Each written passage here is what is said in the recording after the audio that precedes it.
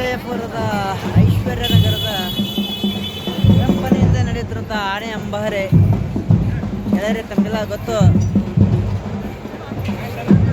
ನಾಡ ಹಬ್ಬದ ದಿವಸ ಭವ್ಯವಾದ ಮೆರವಣಿಗೆ ಹಾಗೂ ಆನೆ ಅಂಬಾರಿಯ ಮೇಲೆ ಬರ್ತಾ ಇದ್ದಂಥ ನಾಡದೇವಿ ನೋಡಿ ಎಷ್ಟು ವಿಜೃಂಭಣೆಯಿಂದ ಮಾಡ್ತಾ ಇದ್ದಾರೆ.